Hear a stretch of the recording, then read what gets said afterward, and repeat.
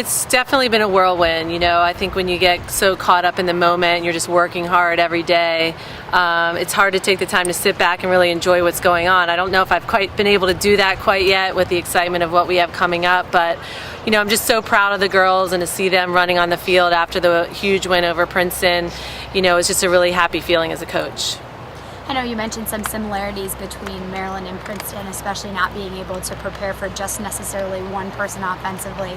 How much momentum does that give you, knowing that that all-around approach has already benefited once? Yeah, the Princeton game was awesome. I thought really both teams were on fire. It wasn't a game where each team was making a ton of mistakes and then who could mess up the most. It was really looking at the leaders on both teams and everybody making plays. And fortunately, we got some huge draw controls there in the second half, and it swung possession in our favor, because in that game it was just a matter of who got the ball. But for them to grind it out and feel a game like that, the emotional levels and the physical levels, is certainly great preparation for this weekend.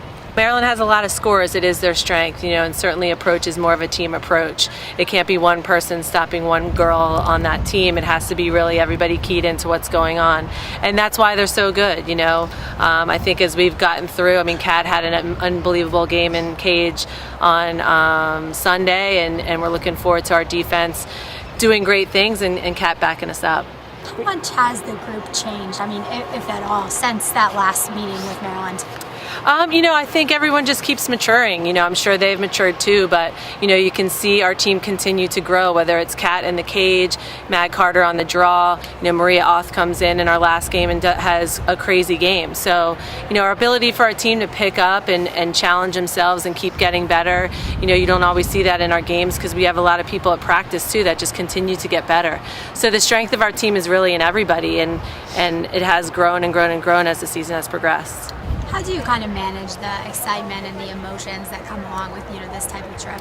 Yeah, I think there's one thing to recognize what's going on. You can't ignore what's going on around you. Certainly playing in Foxborough is not something you can just be like, hey, it's just Foxborough, So we want to acknowledge those kind of things and know those are going on. But, and that's why I think last year's experience was so pivotal for our team this year. They get the excitement of it. But when the whistle blew last year, they were in it for 60 minutes. So they got used to the fact that when the whistle blows, it's a normal game, and let's do the simple things well. I think, we get there for a reason. That's what I said last year when we made the Final Four. We didn't luck into the Final Four.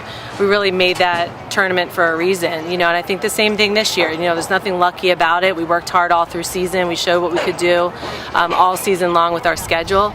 We were able to come out here and compete against some really good teams in the tournament and come out with some wins. So we're there for a reason. We can compete.